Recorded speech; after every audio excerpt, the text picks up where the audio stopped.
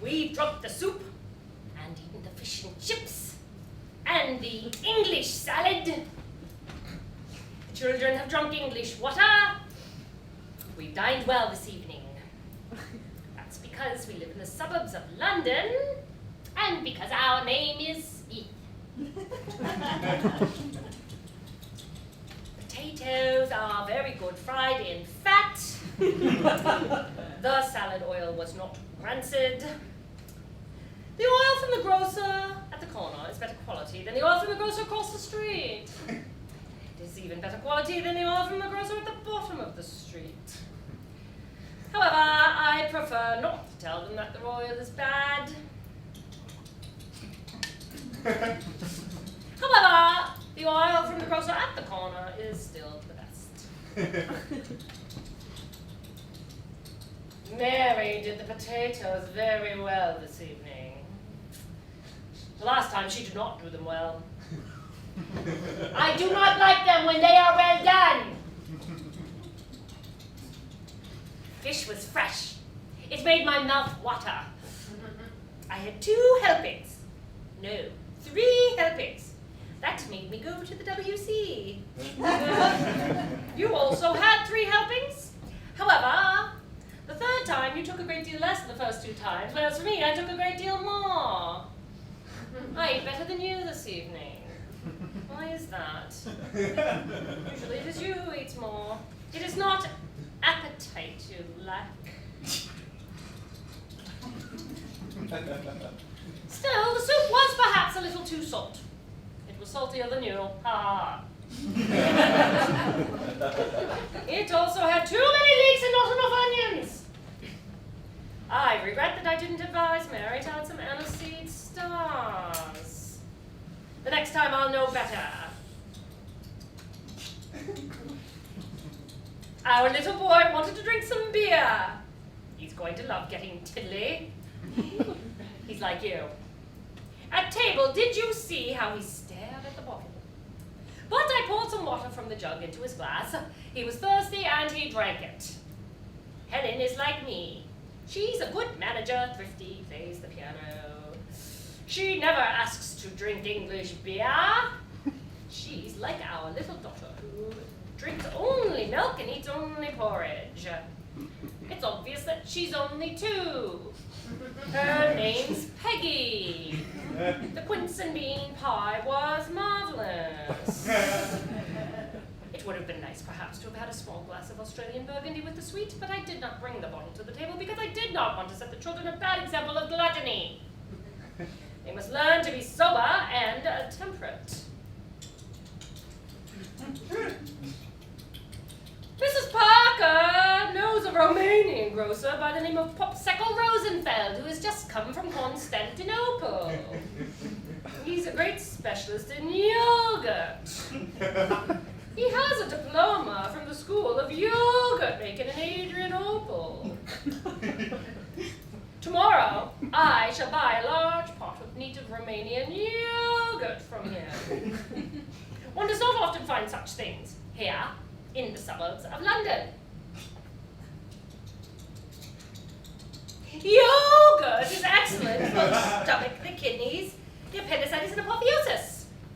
It was Dr. Mackenzie King told me that. He's the one who takes care of the children of our neighbors, the Johns. He's a good doctor. One can trust him. He never prescribes any medicine that he has not tried out on himself first. For example, when he operated on Parker, he had his own liver operated on first, although he was not in the least bit ill.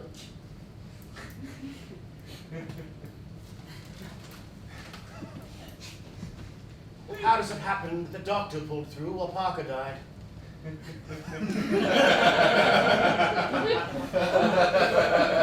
Because the operation was successful in the doctor's case and it was not in Parker's. Well, the Mackenzie is not a good doctor. The operation should have succeeded with both of them, or else both should have died. Why? A conscientious doctor must die with his patient if they can't get well together. The captain of a ship goes down with his ship into the briny deep. He does not survive alone. One cannot compare a patient to a ship. Why not? Your ship has its diseases too. Moreover, your doctor is as hale as a ship. That's why he should have perished at the same time as his patient, like the captain and his ship. Ah! I hadn't thought of that. And then what conclusion do you draw from this? All doctors are quacks, and all patients too. Only the Royal Navy is honest in England. But not sailors. Naturally.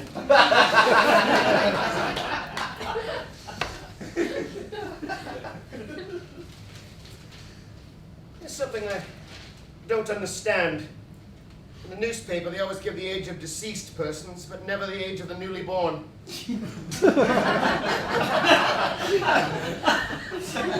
That doesn't make sense.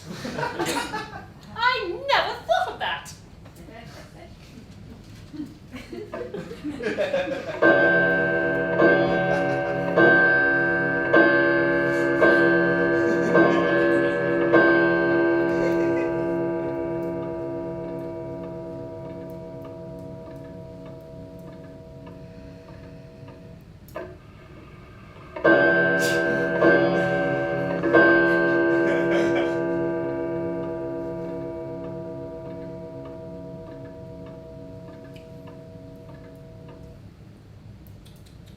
Says here that Bobby Watson died.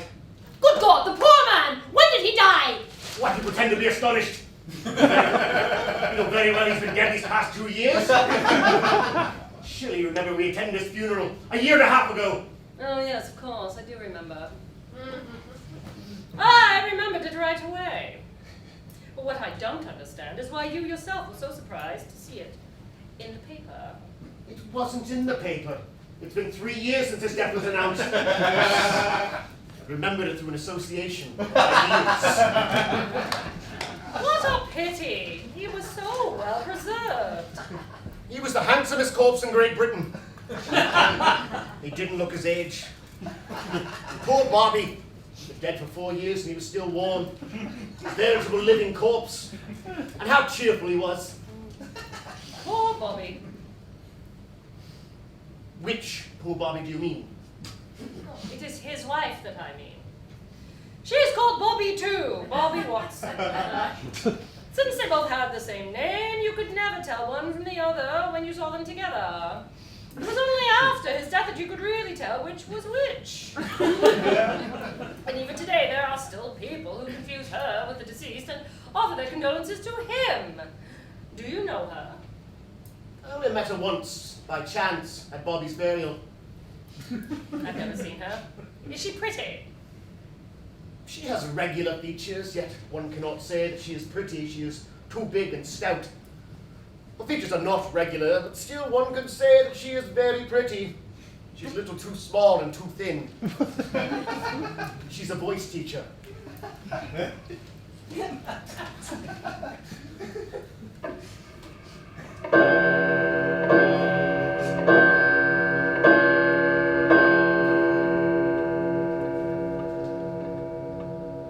And when do they plan to be married, those two? Next spring, at the latest. We shall have to go to their wedding, I suppose. We shall have to give them a wedding present. I wonder what.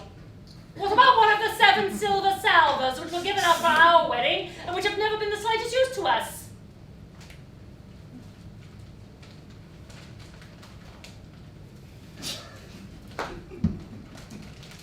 How sad for her to have been left a widow so young. Fortunately, they had no children. Oh, that was all they needed, children. Huh? Poor woman, how could she have managed? She's still young. She might very well remarry. She looks so well in mourning. But who would take care of the children? You know very well they have a boy and a girl. What are their names? Bobby and Bobby, like their parents. Bobby Watson's uncle, old Bobby Watson, is a rich man and very fond of the boy. He might very well pay for the boy's education. That would be proper. And old Bobby Watson, Bobby Watson's aunt, might very well in her turn pay for the education of Bobby Watson, Bobby Watson's daughter. That way Bobby Watson's mother, could remarry. Has she anyone in mind? Yes, a cousin of Bobby Watson's. Who? Bobby Watson? Which Bobby Watson do you mean? Bobby Watson, the son of old Bobby Watson. The late Bobby Watson's other uncle. No, it's not that one, it's someone else. It's Bobby Watson, the son of old Bobby Watson, the late Bobby Watson's aunt. Are you referring to Bobby Watson, the commercial traveller? All the Bobby Watsons are commercial travellers. A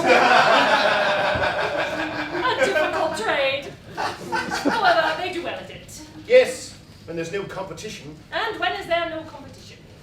On Tuesdays, Thursdays, and Tuesdays. 3 days a week.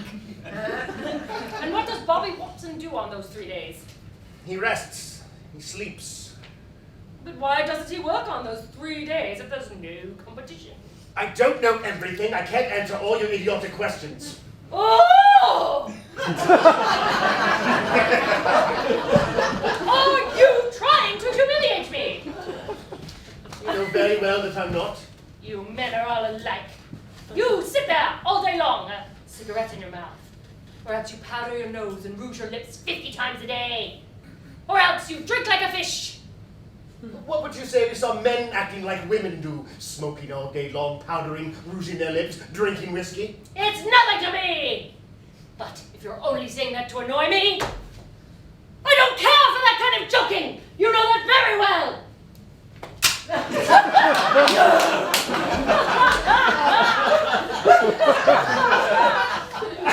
Oh. My little ducky daddles. What a little spitfire you are. You know I only said it as a joke.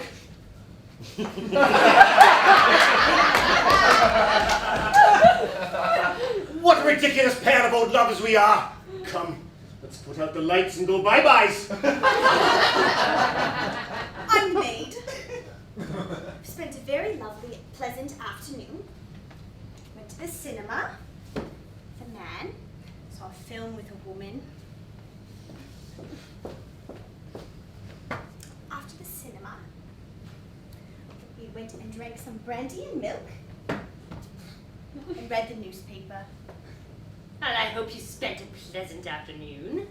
That you went to the cinema with a man. And that you drank some brandy and milk. And the newspaper. Mr. and Mrs. Martin, your guests are here. They were waiting outside for me. They daren't come in without me. You were supposed to have dinner with them this evening. Oh, yes. We were expecting them. And we were hungry. When they failed to put in an appearance, we were going to go ahead and have dinner without them. We've had nothing to eat all day. You should not have gone out. But it was you that gave me permission. We didn't do it on purpose.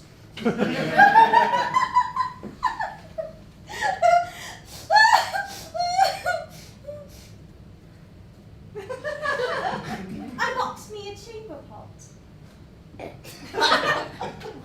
My dear Mary, please open the door and ask Mr. and Mrs. Martin to step inside. We shall go and change quickly.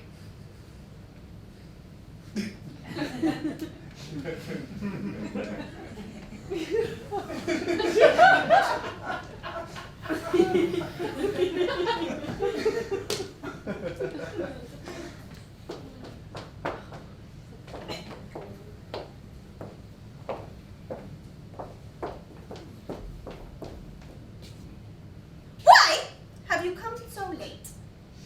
It is not very polite. People should be punctual. Do you understand?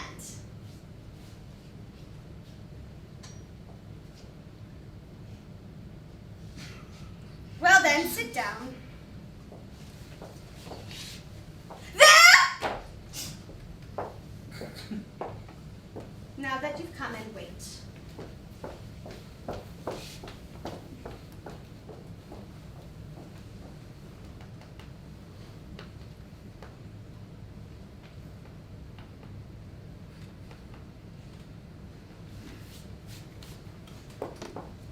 Excuse me, madam, but it seems to me, unless I am mistaken, that I've met you somewhere before.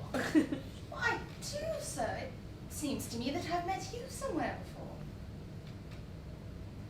Was it by any chance in Manchester that I first caught a glimpse of you, madam? Well, that is very possible. I'm originally from the city of Manchester. But I do not have a good memory, sir. I cannot say whether it was there that I caught a glimpse of you or not.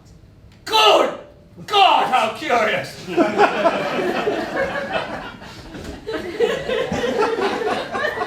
I too, madam, am from the city of Manchester. That is curious. Isn't that curious? Only madam, I left the city of Manchester about 5 weeks ago. That is curious. How very bizarre. I too, sir. I left the city of Manchester about 5 weeks ago. Madam, I took the 8:30 morning train, which arrives in London at 4:45. Well, that is curious. How very bizarre. And what a coincidence.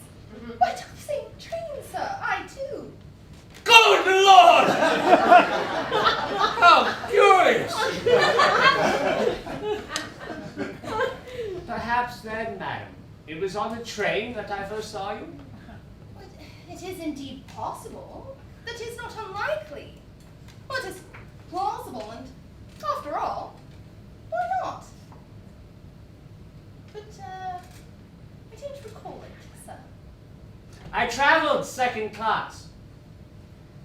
There is no second class in England. But I always travel second class. Well, that is curious. How very bizarre. And what a coincidence. I too, sir. I travelled second class. How curious that is. Perhaps we met in second class, my dear lady. Well, that is very possible. And it is not at all unlikely. But I do not remember very well, my dear sir. My seat was in coach number 8, compartment 6, my dear lady. How curious that is! My seat was also in coach number 8, compartment 6, my dear sir. How curious that is! What a bizarre coincidence! Perhaps we met in compartment 6, my dear lady. It is indeed possible, after all. But I do not recall it, dear sir. To tell the truth, my dear lady, I do not remember it either. But it is possible that we caught a glimpse of each other there, and as I think of it, it seems to me even very likely. Oh, truly. Of course. Truly, sir. How curious it is. I had seat number 3, next to the window, my dear lady. Oh, good Lord! How curious and bizarre! I had seat number 6 next to the window, across from you, dear sir. Good God, how curious! We were then seated facing each other, my dear lady. Perhaps it was there that we have met. How curious it is. It is possible, but I do not recall it, sir. To tell the truth, my dear lady, I do not remember it either. However, it is possible that we saw each other on that occasion. It is true, but I'm not at all sure of it, sir. Dear madam, were you not the lady who asked me to place her suitcase in the luggage rack and then who thanked me and gave me permission to smoke? But of course it must have been I, sir. How curious it is. How curious it is. How What a coincidence. furious it is! And what a coincidence! And well, perhaps it was there that we came to know one another, my dear lady. How curious it is, and what a coincidence. For it is indeed possible, my dear sir. However, I do not believe that I recall it. Nor do I, madam.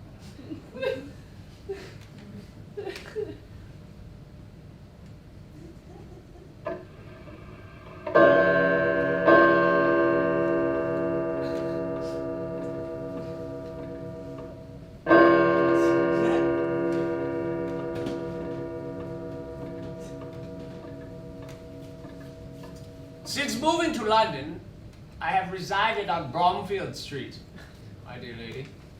How curious that is. How bizarre. I, too, since coming to London, I have resided in Bromfield Street, my dear sir.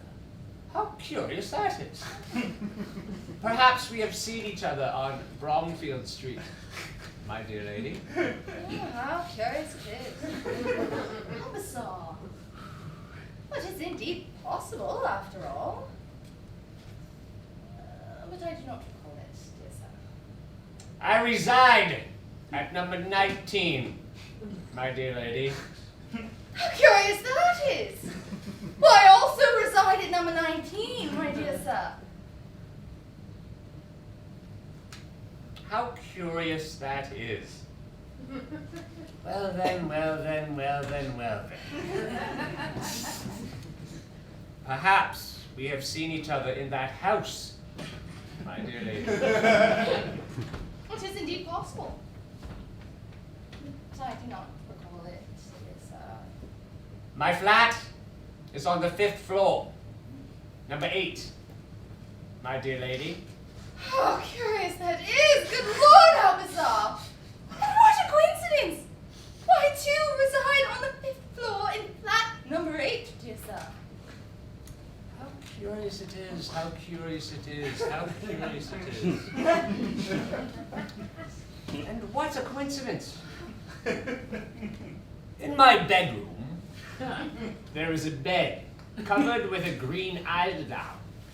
That room, with the bed and the green eiderdown, is at the end of a corridor between the WC and a bookcase, my dear lady. Oh, what a coincidence. Good Lord, what a coincidence. Well, my bedroom, too, has a bed with a green eiderdown and is at the end of the corridor between the WC, dear sir, and the bookcase. How bizarre. Curious. Strange. Then, madam, we live in the same room, and we sleep in the same bed. Oh. It is perhaps there that we have met.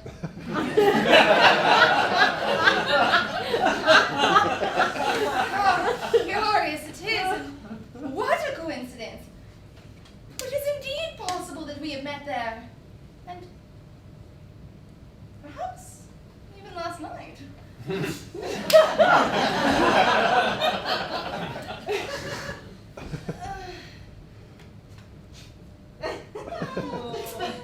I do not recall it, dear sir. I have a little girl, a daughter, dear lady. She lives with me. She's 2 years old, blonde, has a white eye and a red eye.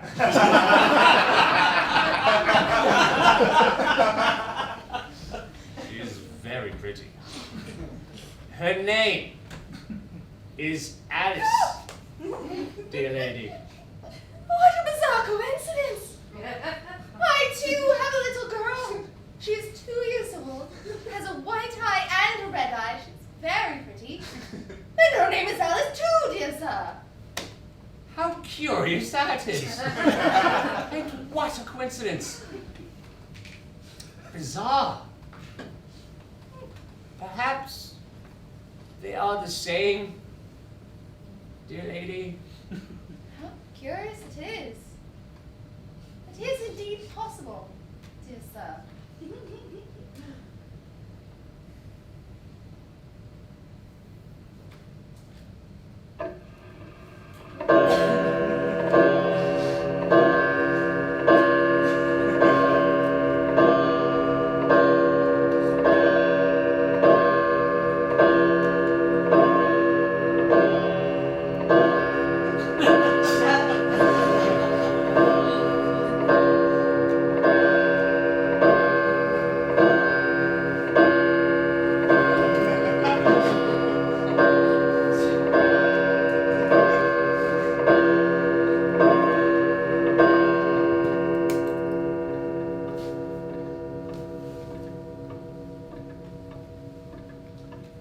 Then, madam, I believe that there can be no doubt about it. I have seen you before, and you are my own wife. Elizabeth, I have found you again.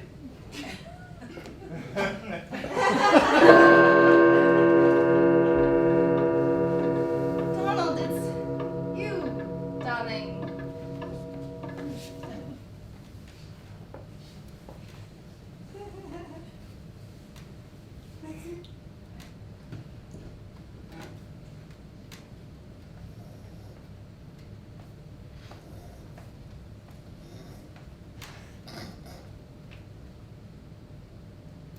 Donald and Elizabeth are now too happy to hear me, so I can let you in on a secret.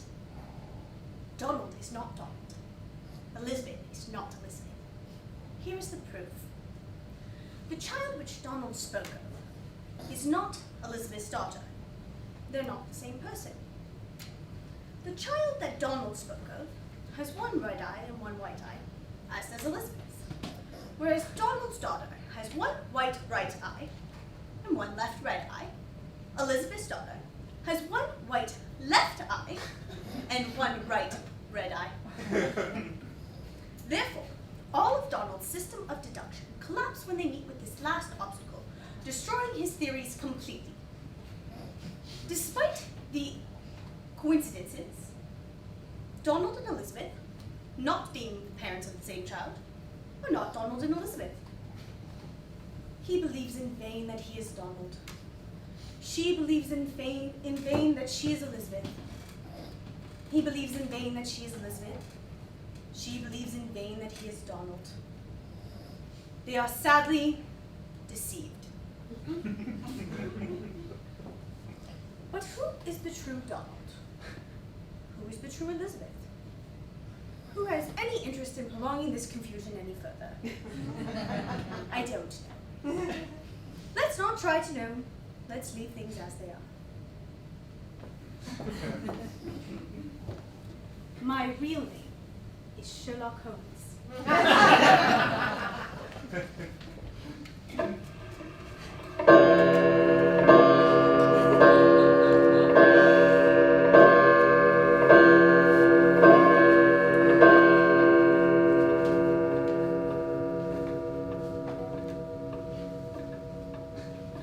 Darling, let's forget all that has not passed between us. And now that we have found each other again, let's try not to lose each other anymore and live as before. Yes, darling. Good evening, dear friends. Please forgive us for having made you wait so long. We thought we should extend you the courtesy to which you are entitled, and when we learned that you had been kind enough to give us the pleasure of coming to see us without prior notice, we hurried to change for the occasion. We've had nothing to eat all day. And we've been waiting 4 whole hours for you. Why have you come so late?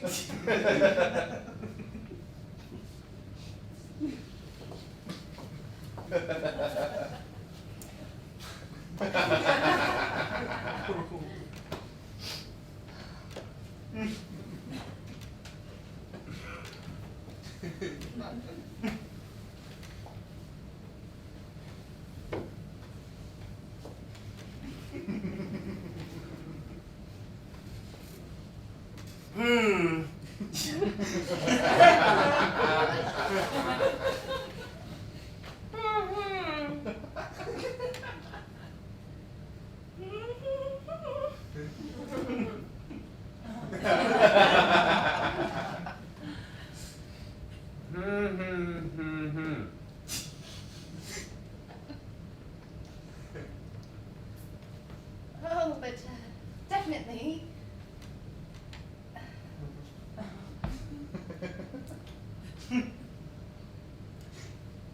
We all have colds.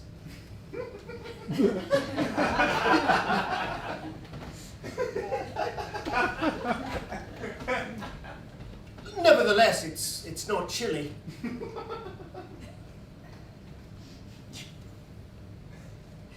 There's no no draft.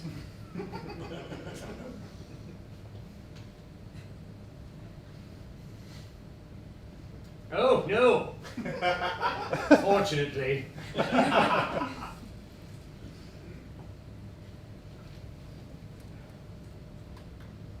Oh dear, oh dear, oh dear.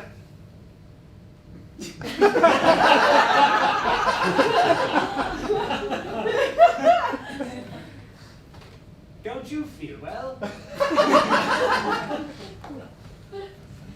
No. He's wet his pants.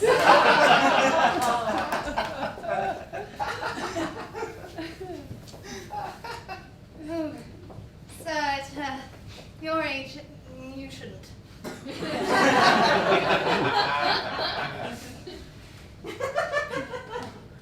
The heart is ageless.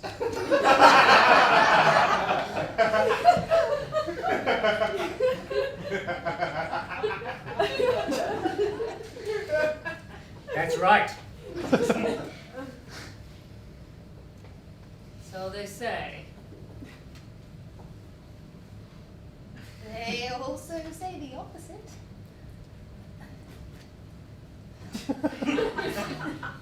The truth lies somewhere between the two.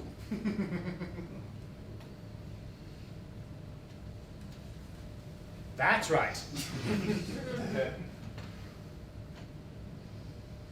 Since you travel so much, you must have many interesting things to tell us. My dear, tell us what you have seen today. Oh, it's scarcely worth the trouble, for no one would believe me. We're not going to question your sincerity. You will offend us if you think that. You will offend them, my dear, if you think that... Oh, well, today I witnessed something extraordinary. Something really incredible. Tell us quickly, my dear. Oh, this is going to be amusing. At last. Well, today when I went shopping to buy some vegetables, which are getting to be dearer and dearer. Where is it all going to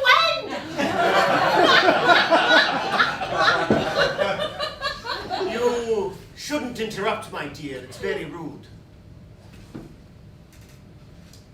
In the street, near a cafe, I saw a man, probably dressed about 50 years old, or not even that, who... Who? What? Who? What? Don't interrupt, my dear. You're disgusting.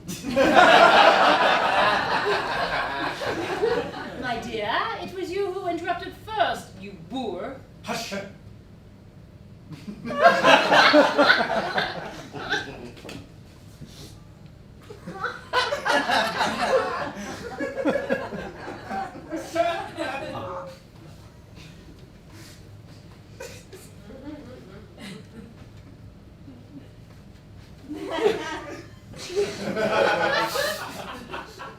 What was this man doing?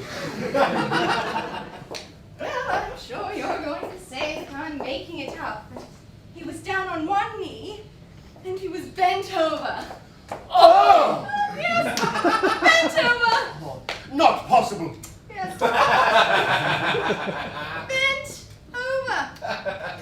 I went near to him to see what he was doing. And? He was tying a shoelace which had Fantastic!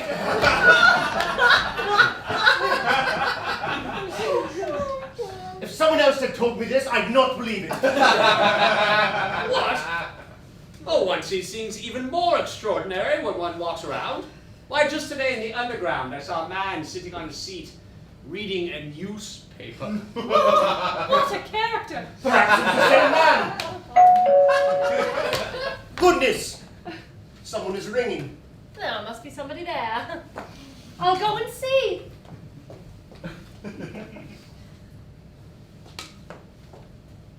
Nobody. Oh. I'm going to give you another example. Goodness! Someone is ringing. There must be somebody there. I'll go and see.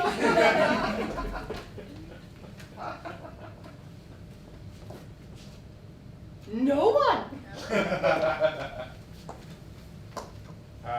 You were saying you were going to give us another example. Oh, yes. Goodness! Someone is ringing.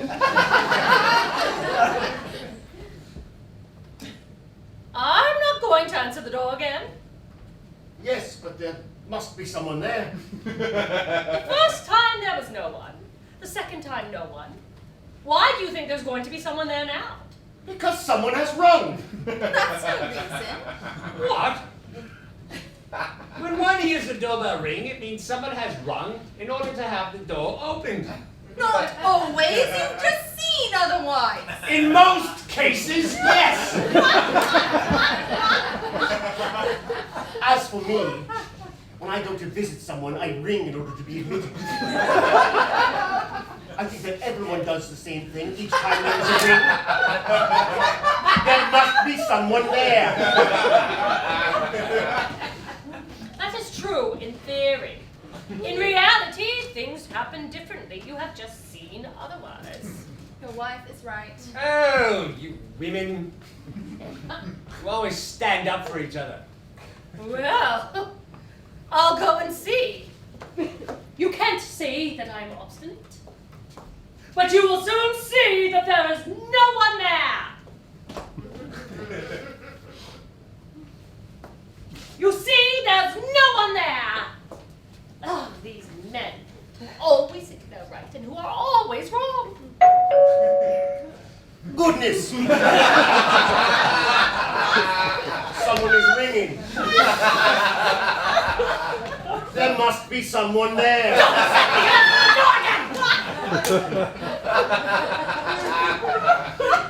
You see that it is useless. Experience teaches us that when one hears the doorbell ring, it is because there's never anyone there. Never! That's not entirely accurate. In fact, it's false. When one hears the doorbell ring, it's because there is someone there. He won't admit he's wrong. My husband is very obstinate too. There's someone there. That's not impossible. No. Yes. I tell you, no! In any case, you are not going to disturb me again for nothing. If you wish to see if there's someone there, you can go and look yourself.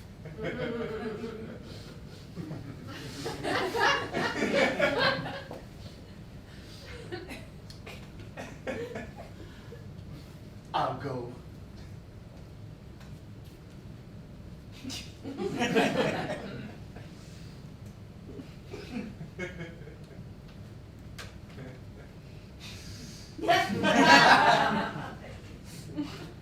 Oh!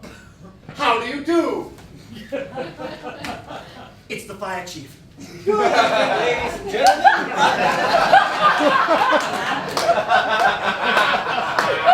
Good evening, Mr. Smith. You appear to be angry? You see, it's because my wife is a little chagrined at having been proved wrong.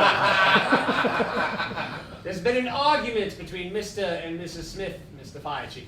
This is no business of yours. I would thank you not to involve outsiders in our family arguments. Oh, my dear, this is not so serious. The fire chief is an old friend of the family. His mother courted me, and I knew his father. He made me promise him my daughter in marriage if ever I had one. And he died waiting. That's neither his fault nor yours. Well, what is it all about?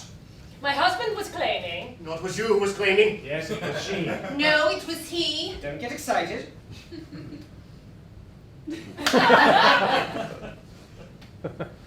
You tell me, Mrs. Smith. Well, this is how it was. It is difficult for me to speak openly to you. But a fireman is also a confessor. Well then. We were arguing because my husband was saying that each time the doorbell rings, it is because there is always someone there. It is plausible.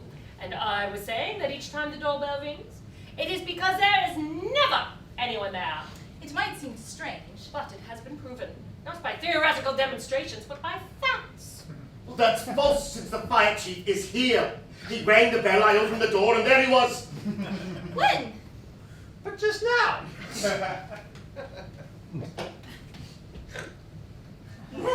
It was only after the fourth time that you heard the doorbell ring that there was someone there. And the fourth time does not count. Never. It is only the first 3 times Mr. Fire Chief, permit me in my turn to ask you several questions. Go right ahead. When I opened the door and saw you, it was really you who had rung the bell? Yes, it was I. You were at the door and you rang in order to have the door opened. I do not deny it. You see? I was right. When you hear the doorbell ring, that means that someone rang it. You certainly cannot say that the fire chief is not someone. Not! I repeat that I was only speaking of the first 3 times, since the 4th time does not count. And when the doorbell rang the first time, was it you? No, it was not I. You see, the doorbell rang and there was no one there. Perhaps it was someone else.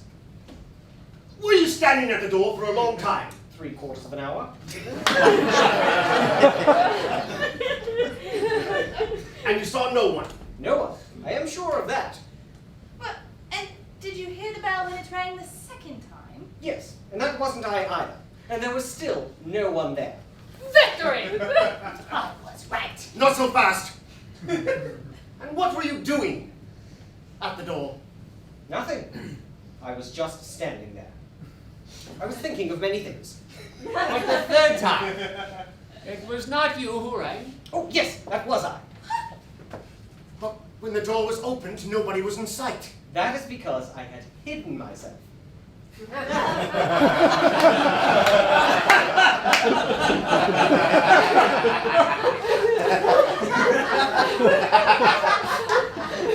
Joke.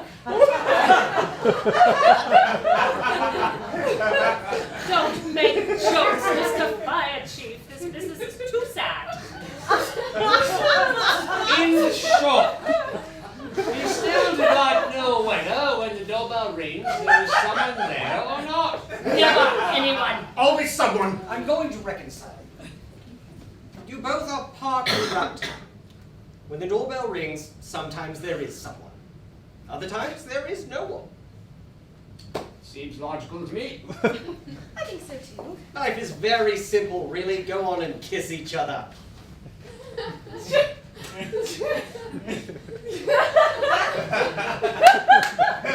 just kissed each other a little while ago.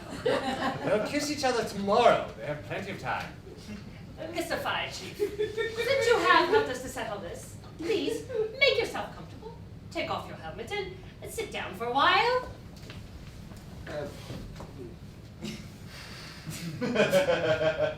Excuse me, I can't stay long. I should like to remove my helmet, but I haven't time to sit down. I must admit that I've come to see you for another reason. I'm on official business.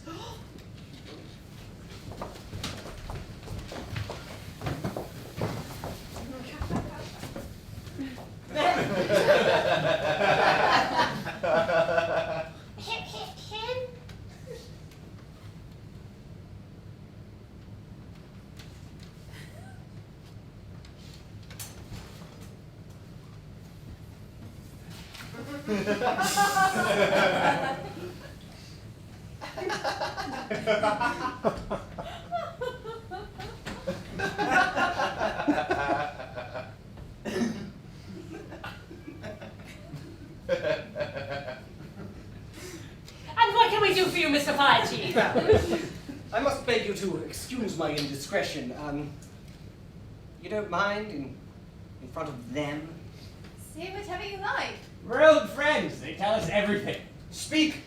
Ah, well. Is there a fire here?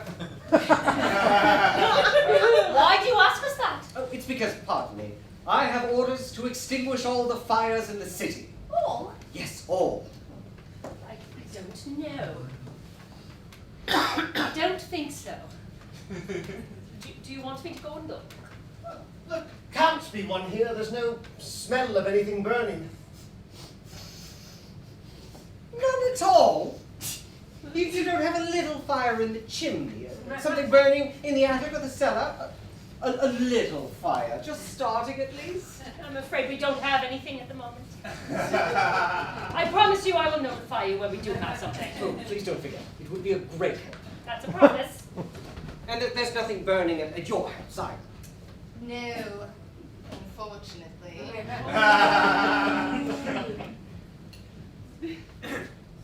aren't going so well just now. Very poorly. It's been almost nothing. A few trifles, chimney, a barn, nothing important. It doesn't bring in much. Since there are no returns, the profits on output are very meager. Times are bad. It's true all over. It's the same this year with business and agriculture as it is with fires. Nothing is prospering. No wheat, no fires. No floods either. But there is some sugar. That's because it is imported. It's harder in the case of fires. The tariffs are too high. Not all the same. There's the occasional asphyxiation where I buy gas. But that's unusual too. For instance, just last week, a young woman asphyxiated herself. She had left the gas on. Had she forgotten it? Oh, no. But she thought it was her comb.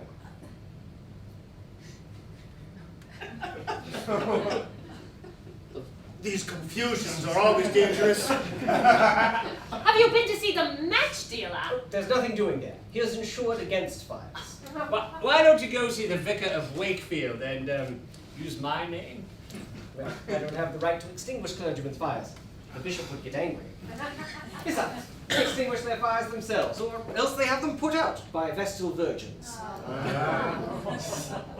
Go see the Durand. I can't do that either. He's not English. He's only been naturalized. And naturalized citizens have the right to have houses, but not the right to have them put out if they're burning. Nevertheless, when they set fire to it last year, it was put out all the same. He did that all by himself, clandestinely. But it's not I who would report it. Neither would I. Mr. Fire Chief, since you have helped us to settle this, please stay a little while longer. You would be doing us all a great favor. Shall I tell you some stories? Oh, yes, please! How charming of you! Mwah. Yes! Yes! Some stories! Hurrah!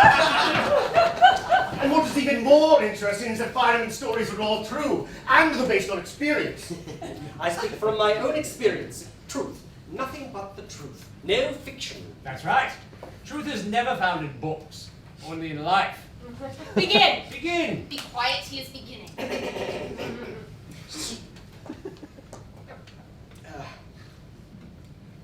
Pardon me, but don't look at me that way. You embarrass me. You know that I'm shy. Oh, isn't it charming? I'm going to try to begin anyhow, but promise me that you won't listen. But if we don't listen to you, we won't hear you. Well, I didn't think of that. I told you he's just a boy. Oh! The sweet child! Gina! Well then. The cow and the dog.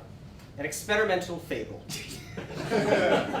Once upon a time, another cow said to another dog, "Why have you not swallowed your trunk?" "Pardon me," replied the dog. "It is because I thought that I was an elephant."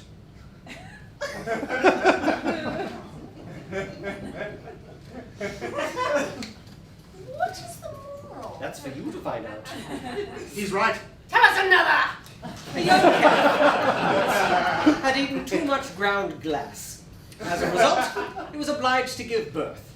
It brought forth a cow into the world. However, since the calf was male, the cow could not call him Mama, nor could she call him Papa, because the calf was too little. The calf was then obliged to get married, and the registry office carried out all the details completely a la mode. A la mode de can. That's right. Well, you've heard that one. It was in all the papers. It happens not far from our house. I'll tell you another. The cock. Well, once there was a cock who wished to play the dog, but he had no luck because everyone recognized him right away. On the other hand, the dog who wished to play the cock was never recognized.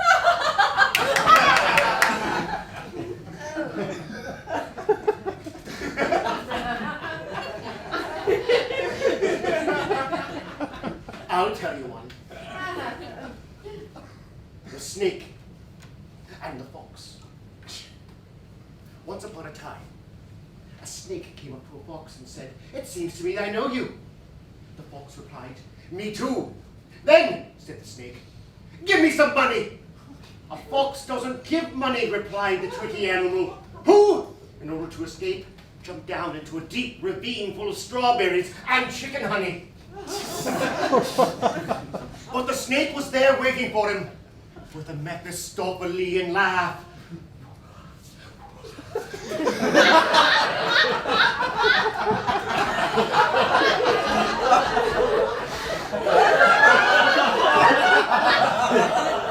The fox pulled out his knife, shouting, "I'm going to teach you how to live." And then he took to flight, turning his back. But he had no luck. The snake was quicker. With a well-chosen blow of his fist, he struck the fox in the middle of his forehead, which burst into 1,000 pieces, while he cried, "No! No! 4 times no! I'm not your daughter!"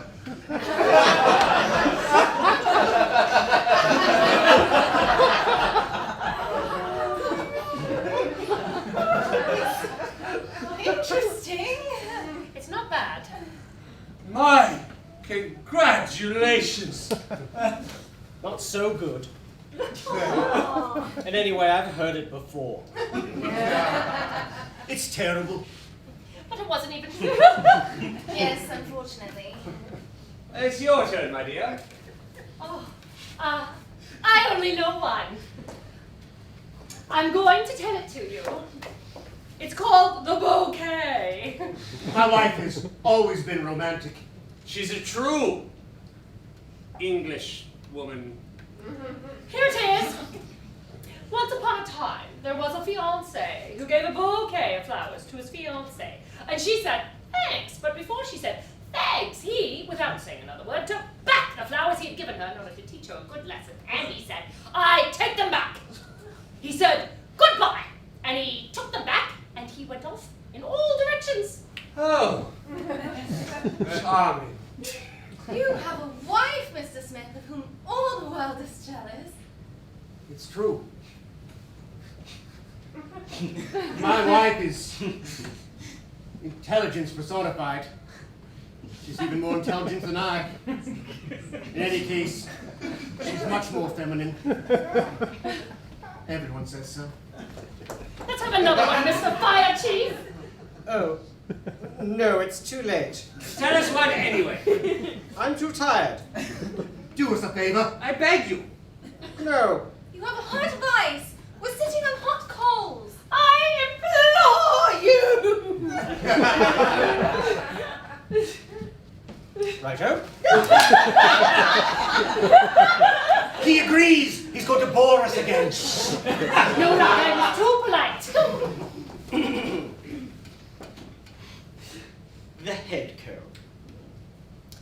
My brother-in-law had, on the paternal side, a first cousin, whose maternal uncle had a father-in-law whose paternal grandfather married as his second wife a young native whose brother he had met on one of his travels, a girl of whom he was enamored, and by whom he had a son who married an intrepid lady pharmacist who was none other than the niece of an unknown fourth-class petty officer of the Royal Navy, and whose adopted father had an aunt who spoke Spanish fluently, and who was perhaps one of the granddaughters of an engineer who died young, himself the grandson of the owner of a vineyard which produced mediocre wine, but who had a second cousin, a stay-at-home, a sergeant major, whose son had married a very pretty young woman, a divorcee whose first husband was the son of a loyal patriot, who, in the hopes of making his fortune, had managed to bring up one of his daughters so that she could marry a footman who had known Rothschild, and whose brother, after having changed his trade several times, married and had a daughter,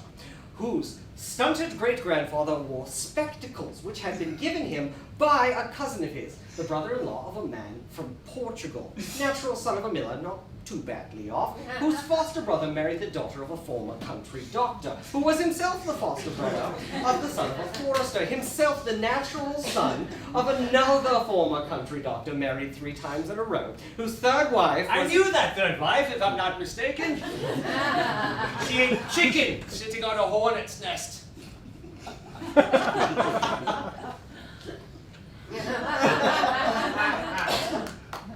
It's not the same one. Shut.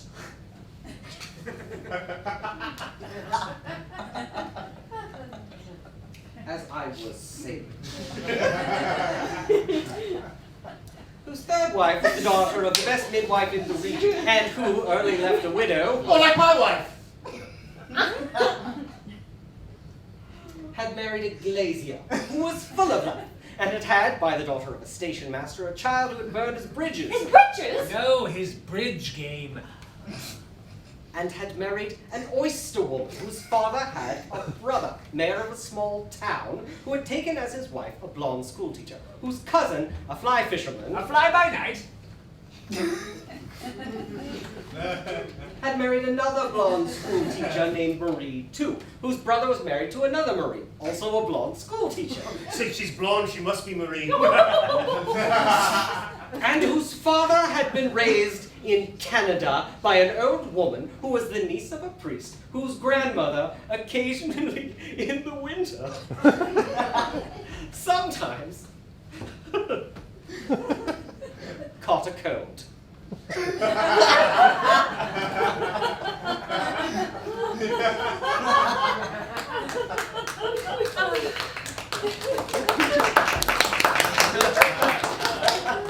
It's a curious story. Almost unbelievable. If you catch a cold, you better get yourself a coat. Ooh, a useless precaution, but absolutely necessary. Excuse me, Mr. Fire Chief, but I did not follow your story very well. At the end, when we got to the grandmother of the priest, I got mixed up. One always gets mixed up in the hands of a priest. Yes, Mr. Fire Chief, please, begin again. Everyone wants to hear. Ah, I don't know whether I'll be able to. I am on official business. Depends on the time. We don't have the time here. But the clock. It runs badly.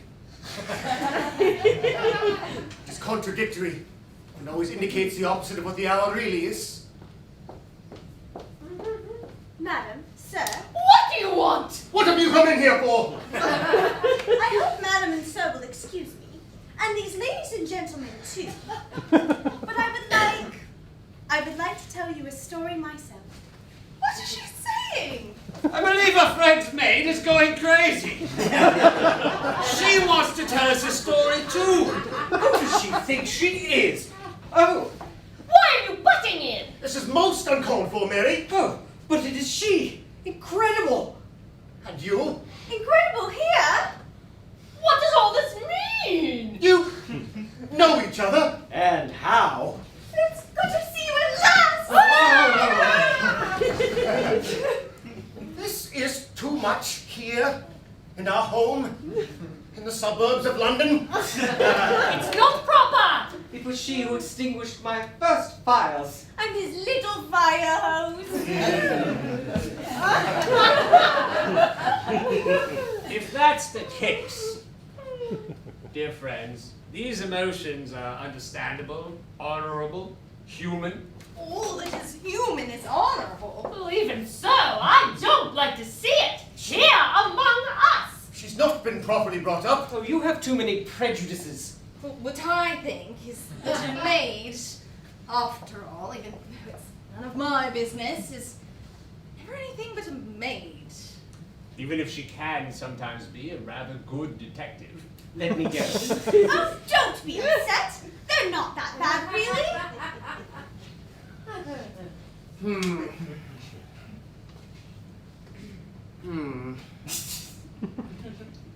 Yes, you two are very touching. But at the same time, a little...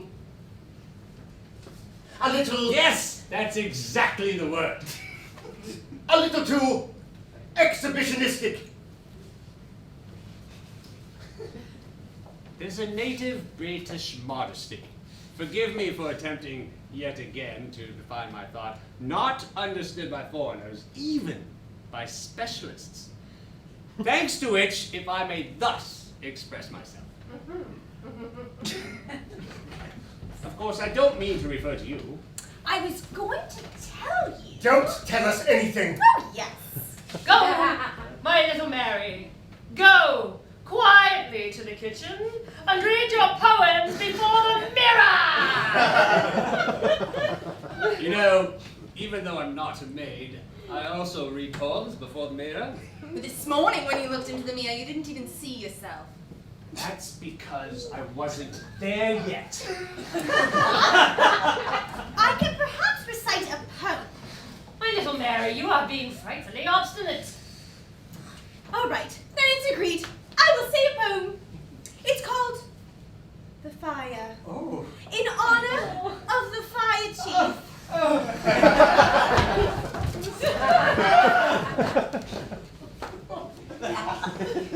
The fire. The polypods were burning in the woods. Oh. A stone caught fire. The castle caught fire. The men caught fire. The women caught fire. The birds caught fire. The fish caught fire. The water caught fire. The sky caught fire. The ash caught fire. The smoke caught fire. The fire caught fire. Everything caught fire. Caught fire. Caught fire. That sent chills up my spine. Yet there's a certain warmth in those lines. I thought it was marvelous. All the same! You're exaggerating. Just a moment. I realize all of this is very subjective. But this is my conception of the world, my dream, my ideal. And now this reminds me that I must leave. Since you don't have the time here, I must tell you that in exactly 3/4 of an hour and 16 minutes, I'm having a fire at the other end of the city.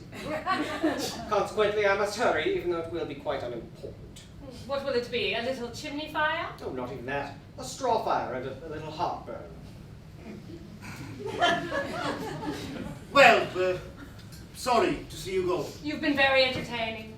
Thanks to you, we've passed a truly Cartesian quarter of an hour. Speaking of that, the Bald Soprano. She always wears her hair in the same style. Ah, then goodbye, ladies, gentlemen. Good luck and good fire. Let's hope so. For everyone.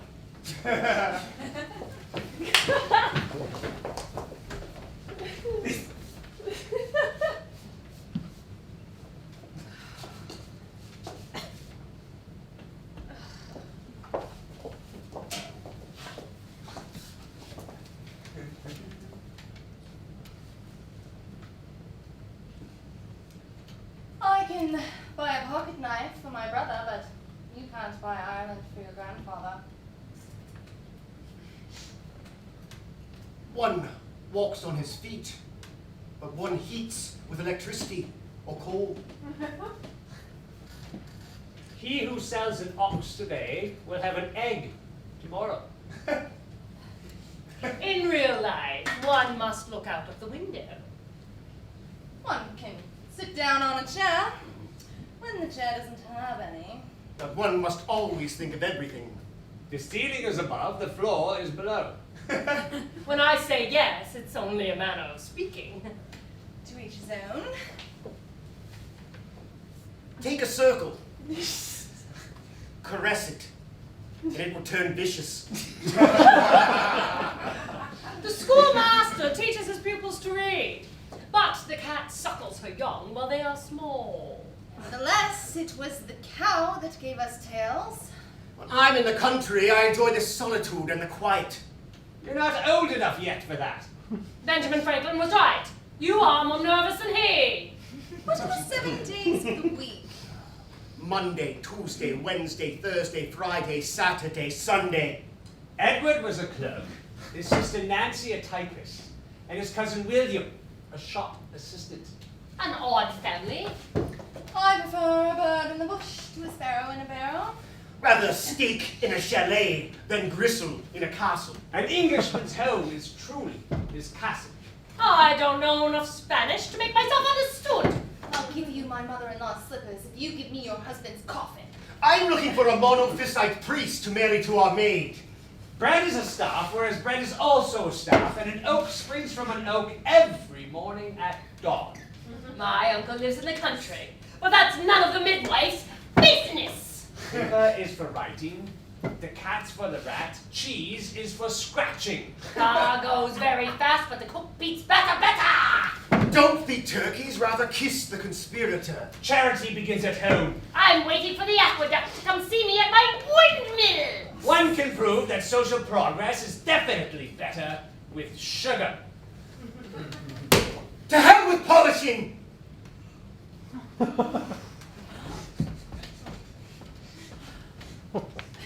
One does not polish spectacles using black wax.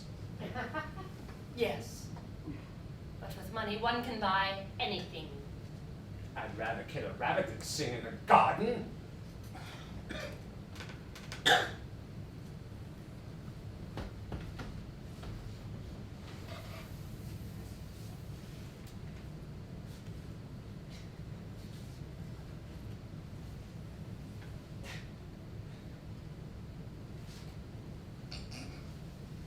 Cockatoos.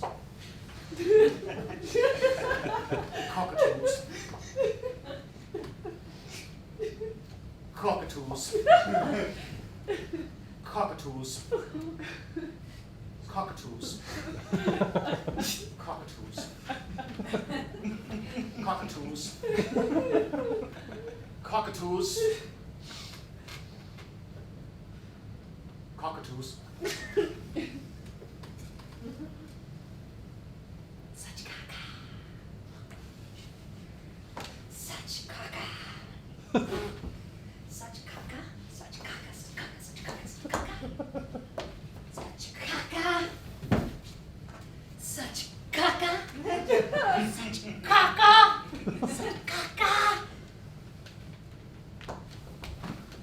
Such caca. Such caca. Such caca.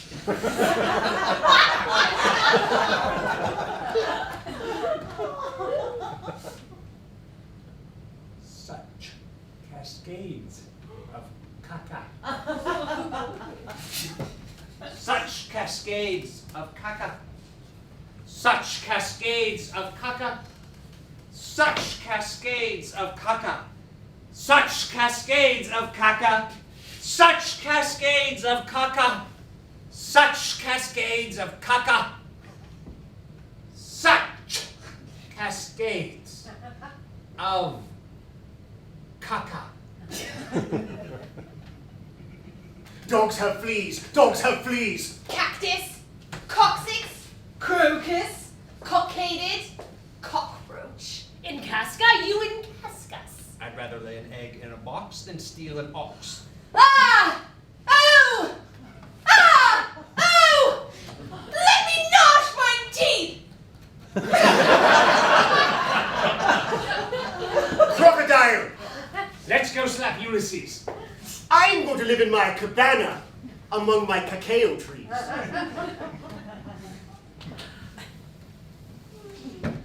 Cacao trees on cacao farms don't bear coconuts, they yield cocoa. Cacao trees on cacao farms don't bear coconuts, they yield cocoa. Cacao trees on cacao farms don't bear coconuts, they yield cocoa. Mice have lice. Lice haven't mice. Don't rouge my brooch! Don't smooch the brooch. Groom the goose, don't goose the groom. The goose grooms! Groom your tooth. Groom the bridegroom, groom the bridegroom. Seduce the seduced. Scaramouche! Send the douche. Go take a douche. I've been goosed. Senator stoops to my cartouche. Who stoops to blame? And I never choose to stoop. Robert. Browning. Rudyard Kipling. Robert Kipling. Rudyard Browning.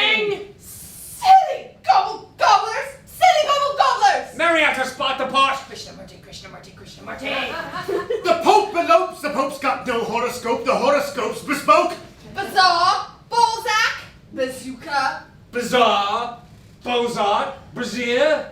A-E-I-O-U, A-E-I-O-U, A-E-I-O-U-I. B, C, D, F, G, L, M, N, P, R, S, T, V, W, X, Z. From sage to stooge, from stage to surge. It's Not That way. It's over Here! It's not that way! It's over here! It's not that way! It's over here! It's not that way! It's over